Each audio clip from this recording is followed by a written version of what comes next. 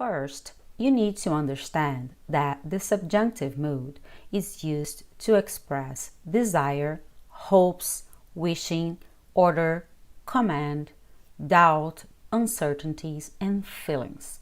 We conceive it as a hypothesis and not as a fact or a reality. There are three tenses in the subjunctive mood: present, imperfect past, and future. Today we're seeing the present. Use this tense to talk about things that are hypothetical but likely to happen.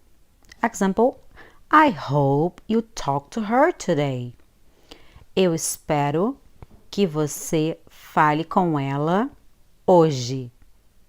I have two sentences with the indicative mood. One is a simple present. I study every day, daily. Estudo diariamente. When you look at that, you can see as a fact. I study every day. Estudo diariamente. The other example is estudarei hoje. I know that I haven't studied yet. I will study. I'm going to study today. Is in future. Is in the future tense perhaps is still a fact. It still belongs to the indicative mood because it doesn't give us any idea of hoping or wishing or feeling or a possibility that something might happen or something may not happen.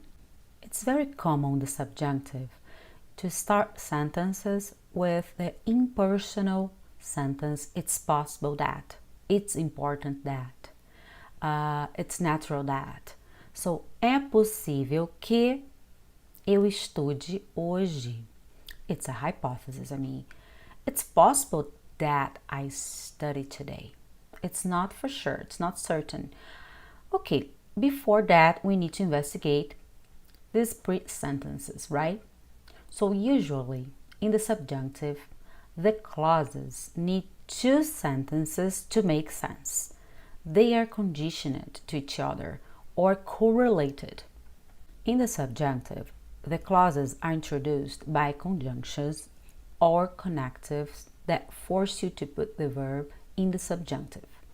Check some of them used in the present subjunctive and notice that the que is a must, except for the conjunction talvez, which means maybe, perhaps.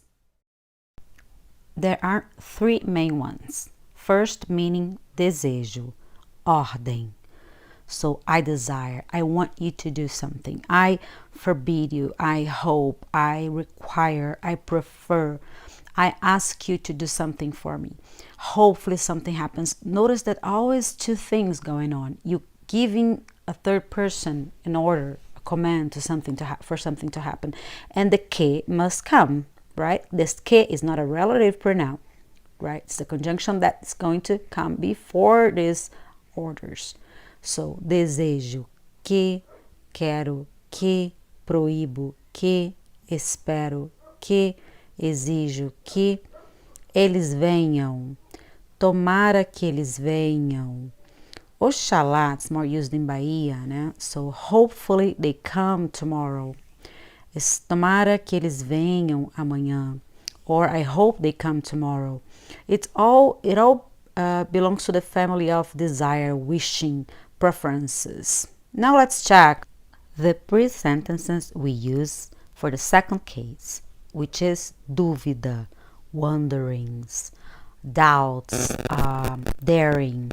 I doubt you do that. I don't think you do. Uncertainty. So these are the pre-sentences used with the subjunctive mood for dúvida. Não estou certo que ele venha. I'm not sure he's coming. Não tenho certeza que ele venha. I doubt he's coming. I doubt he comes. Duvido que ele venha. I don't think he's coming. Não acho que ele venha. Não penso que ele venha. Não acredito que ele venha. Talvez ele venha. Maybe he comes. Note that talvez, as I said, perhaps, maybe, it's the only one that does not require the que. but they all mean the same thing, the message of uncertainty, questioning. You're not sure, right? Okay. Third and last case, sentimento, to express your feelings, to show your emotions. So I'm happy that you're here. I'm sad that something happens. I'm afraid. I'm sorry. It's a pity that. It's luckily that. So let's practice some. Estou contente que chova. I mean, I'm happy that it's going to rain. I'm happy that it rains. You can be happy for that too. I'm sad that it rains, né? Estou triste que chova.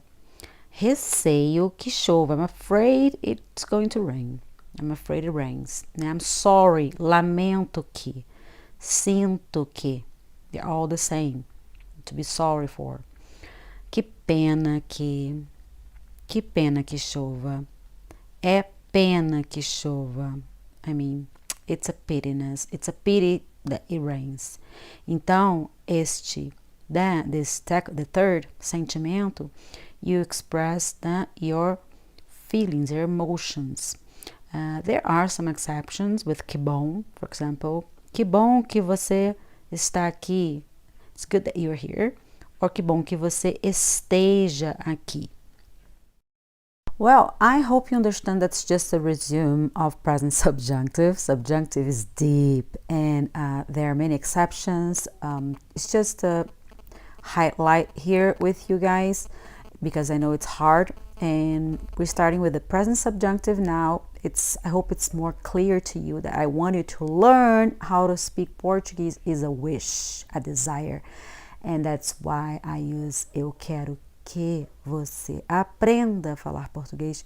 We didn't mention the terminations ar, ir, but I guess this video for those who are a little more advanced.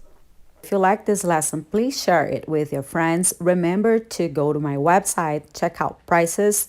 I have this greatest course for beginners, which is called Speak Brazilian Portuguese Autolingual, where you can see the testimonials. Even if you're very, very, very basic, you're gonna get to speak very fast. And check out my courses and my prices for combo groups, lessons, and more, okay? In downloading my ebook, there are a list of great activities to do at home for free. Now you're going to receive a free course. So download my ebook, go to my website, download the free course, then you can decide if you're going to take the Speak Portuguese Basic course or a one-on-one with a live teacher. Meanwhile, thanks, my English is a bit rusty nowadays as I've been living in Brazil. So thanks for your patience regarding my English, okay? Mas vamos falar português. So I'll see you on the other side. Te vejo do outro lado. Tchau, tchau!